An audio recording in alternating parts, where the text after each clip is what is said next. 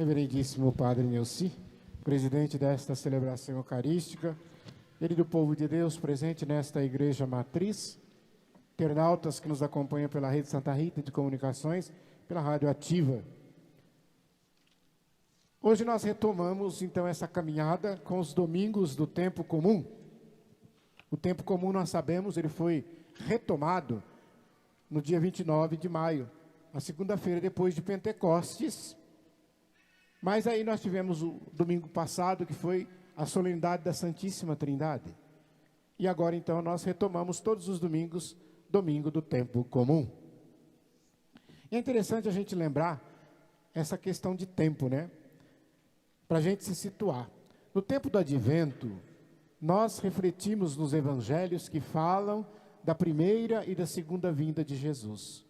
Depois, no Natal, a gente reflete sobre a infância de Jesus, o nascimento e tudo mais. Depois, na Quaresma, aqueles tempos que antecedem a paixão, a morte e a ressurreição de Jesus. Depois da Páscoa, a gente reflete nos evangelhos e nas leituras que falam sobre os dias depois da ressurreição até chegar em Pentecostes. E o tempo comum, o que a gente faz? O tempo comum é aquele tempo que a gente medita sobre a vida pública de Jesus, ou seja, desde o momento em que ele foi batizado até aqueles anos todos que ele passou pela terra ensinando, contando parábolas, fazendo curas, milagres, ressuscitando pessoas. Então é isso que a gente reflete todo domingo. E hoje as leituras trazem a seguinte mensagem para nós. A primeira leitura da profecia de Oséias, o profeta Oséias, ele vai olhar para o povo de Deus, aquele povo da antiga aliança, e ele usa até uma expressão muito forte, mas é uma comparação que Oséias faz. Ele fala: vocês estão parecendo prostitutas. Ou seja, o amor que deve ser sincero, o amor entre Deus e o seu povo é sempre sincero, porque vem da parte de Deus. Mas e o amor nosso para com Deus, como é que está? E por que ele usou essa expressão nesta comparação? Porque ele percebia naquele povo que eles estavam interessados em algumas coisas de Deus. Mas não era o amor, não era por amor. Estava interessado em vantagens, estava interessado em saúde, em dinheiro, em outras coisas. E é por isso então que ele faz esta crítica. E ele faz uma outra crítica, porque muitos traziam do paganismo os costumes. E a gente sempre lembra, trazendo para os dias de hoje, uma expressão que seria o sincretismo religioso. Para a gente entender melhor, Jesus ensinou, a igreja nos ensina que nós devemos respeitar todas as religiões. Protestantes, espíritas, não importa a religião que a pessoa é, nós temos que respeitar. Até os ateus, aquele que não tem religião nenhuma também, não acredita em Deus, eu tenho que respeitar. As práticas deles, a fé deles, eu tenho que respeitar, assim como eu quero que eles respeitem a nossa fé católica. Mas o que nós não podemos fazer é pegar aqueles costumes e hábitos deles lá, no culto deles, e querer trazer aqui para dentro. A isto que chama sincretismo. E é esta a crítica que faz Oséias. E o apóstolo Paulo, na segunda leitura, ao escrever para a comunidade de Roma, ele vai mais ou menos na mesma direção. Porque eles estavam tendo contendas entre os cristãos que eram convertidos do judaísmo com os cristãos que eram convertidos do paganismo. Principalmente os convertidos do judaísmo, eles queriam que os que fossem convertidos do paganismo fizessem circuncisão. Quer dizer, os costumes judaicos eles queriam trazer aqui para dentro do cristianismo. Então dava essa confusão toda. E o apóstolo vai falar da fé de Abraão. Ele vai falar uma coisa bonita, quando ele fala da promessa de Deus a Abraão, e que Abraão creu e disse sim a Deus. E a grande descendência de Abraão, porque nós somos filhos de Abraão na fé. E a gente quando fala de ascendência, de descendência, né? A gente geralmente quando fala assim, a gente olha só para frente, né? Eu olho, por exemplo, eu, minha esposa, meus filhos, minhas filhas, meus netos, netas, eu tenho um neto com 19 anos, daqui a pouco talvez tenha bisneto, mas tataraneta eu não chego, né, porque eu já dobrei o cabo da Boa Esperança. Mas aí se eu juntasse, somasse tudo, dá umas 40, 50 pessoas. Agora, vocês já fizeram a experiência de olhar para a ascendência de vocês? Eu tenho certeza que muitos aqui não passam da avó, porque não vai saber o nome da bisavó. Da tataravó nem pensar, do tataravô. Mas eu queria falar em números. Você imagina, pega você e sua esposa.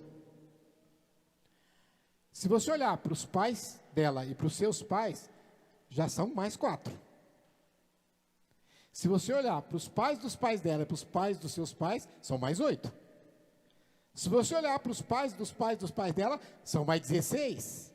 E assim, a cada geração que você vai pulando, vai multiplicando. 16, 32, 64, 128. Você já imaginou o tanto de gente que tem atrás de você?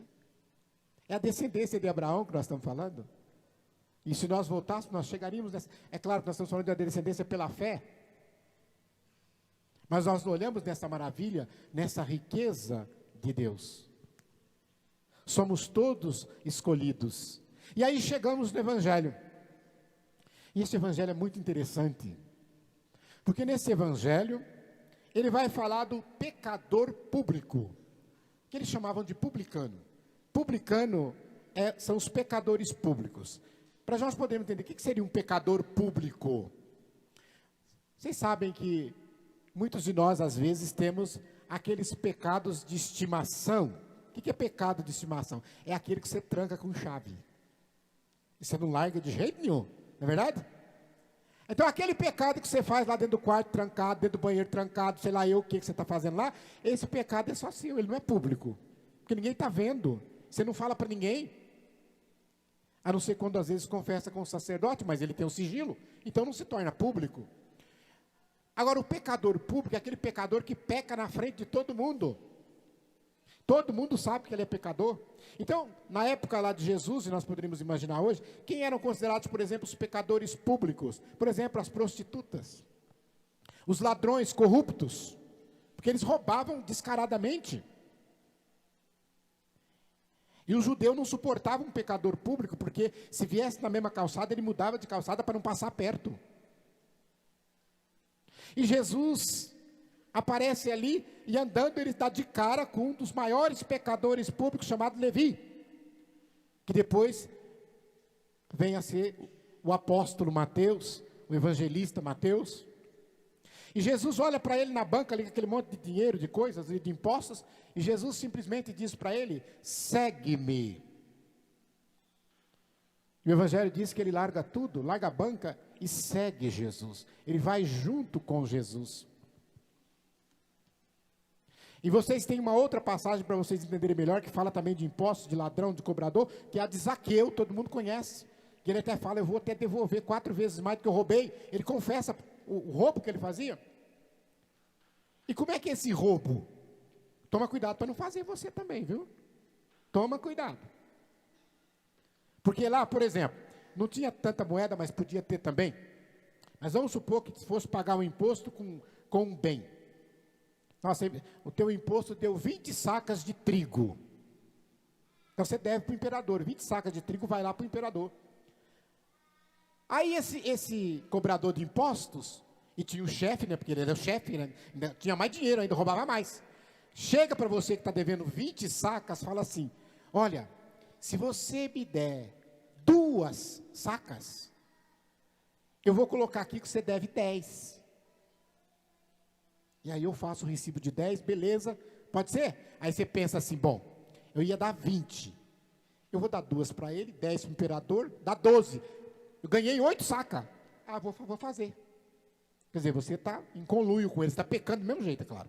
Era isso que eles faziam. E por isso que os pecadores públicos, eles eram pessoas ricas, de posses. Eles tinham dinheiro. Eu até lembrava, padre, de muitos pecados deste naipe, de funcionário público, principalmente. De caixa de supermercado. Coisas do gênero. Você me dá vantagem por fora, eu faço de conta que passei a mercadoria. Hoje está mais difícil, tem câmera, né? Mas eu lembro aqui, funcionário público, vai viajar. Aí, a prefeitura vai pagar o almoço. Aí ele para no restaurante, aí, é claro, a prefeitura que vai pagar, eu vou comer do melhor e do mais caro. Aí come tudo tal. Quanto que deu lá? Deu R$ 80. Aí ele vai no caixa, pagar com o dinheiro dele. Só que ele precisa da nota para pegar o dinheiro ressarcido depois. Aí ele chega lá e fala assim, ó, faz uma nota em nome da prefeitura, aí põe o CNPJ, porque eu preciso ser ressarcido. Quantos funcionários olham para a cara daquele e falam, quanto você quer que põe na nota? Quanto você quer que põe na nota? Na hora dessa é a hora da gente exercer a nossa fé cristã e dizer, o que eu gastei, você vai pôr na nota. Porque geralmente a pessoa pergunta, você gastou 80, você quer que põe 150? Você quer que põe 200? Isso é roubo. Olha que coisa.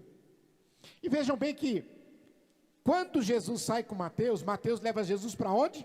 Para a casa dele. O Evangelho diz que ele entra na casa de Mateus e senta à mesa. E para os judeus, primeiro, entrar na casa já não é qualquer pessoa que entra na tua casa, é? Quando alguém bate a porta, toca a campainha, você vai lá, abre a porta, bom dia, você nunca viu aquela pessoa. Geralmente você até faz assim na porta, né? Quer alguma coisa? Para não deixar entrar. E mesmo que você conheça a pessoa, às vezes você não convida para entrar, não. Você fala, pois não, deseja alguma coisa? Que posso te ajudar? Você não convida a pessoa, você só põe para dentro da tua casa pessoas que você tem um grau de amizade.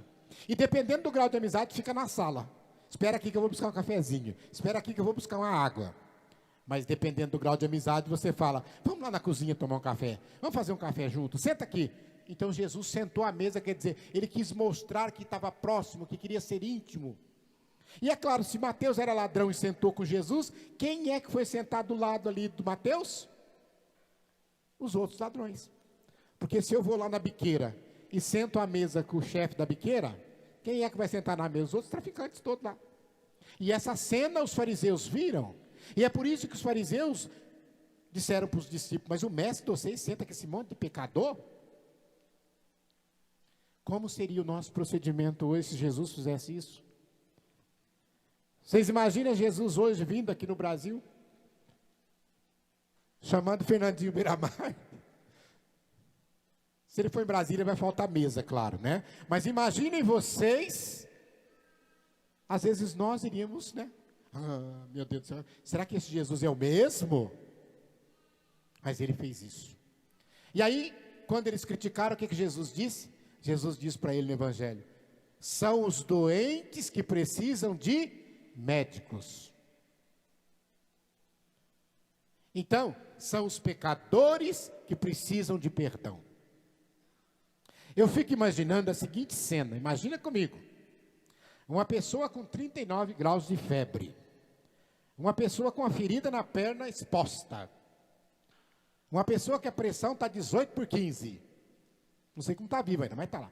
Aí ela vai lá no médico, chega lá no médico, naquela situação, com febre e tudo mais, a secretária fala para ela, primeiro você vai se curar, depois o médico vai te atender. É assim? Mas às vezes na igreja a gente quer fazer isso. A gente fala para a pessoa, primeiro você vai deixar de pecar, se arrepende, depois você vem para a igreja. É o contrário. A pessoa tem que entrar aqui lambuzada de pecado. Ela tem que entrar aqui do jeito que ela está, suja, imunda, fedendo, pecado. Porque é aqui que a conversão vai acontecer. Jesus não falou para Mateus, vai primeiro pagar, reparar o que você fez de errado, tal, depois eu entro na tua casa. Não, Jesus entrou na casa dele. Jesus sentou-se à mesa com ele. Jesus fez refeição com ele. E por isso que ele se tornou um grande apóstolo, que deu a vida por Jesus, morreu martirizado, foi assassinado. Por isso que ele se tornou evangelista, escreveu esse evangelho. Então nós precisamos olhar com estes olhos. Não vamos discriminar as pessoas. Gente, esse tipo de coisa não pega não, viu? Porque tem gente que acha que sentado na igreja do lado de uma prostituta vai virar prostituta também. Não. Sentado do lado do ladrão vai pegar, vai virar ladrão também. Não. Não é assim. E Jesus então quer que nós, enquanto igreja, acolhamos todos os pecadores, independente do seu pecado. E se eles entrarem por este corredor da igreja, que a gente não fique medindo de cima e embaixo. O que está fazendo aqui? Não é assim que a gente faz? Eu fico pensando, se começasse a entrar por aquele corredor agora, algumas mulheres de vida fácil. E se entrasse com as roupas que elas usam lá. Eu tenho certeza que todo mundo ia olhar. Mas não tem respeito com a casa de Deus. Põe para fora, Edmar. Por que você deixou entrar? É assim que às vezes a gente faz. Então Jesus hoje quer nos chamar para o acolhimento. O acolhimento daquele que mais precisa. Porque pecador nós também somos. Às vezes você pode não ser pecador público. O teu pecado pode ser não tão grave quanto o outro pecado do outro. Mas pecado é pecado. E se nós estamos aqui para converter o nosso coração, e nós vamos até o último dia da nossa vida precisando de conversão. Eu sempre digo, hoje eu estou melhor do que fui ontem, e amanhã eu tenho que ser melhor que hoje. E até a hora da minha morte eu tenho que estar pedindo perdão e pedindo conversão a Jesus. Pense nisso. Amém? Amém.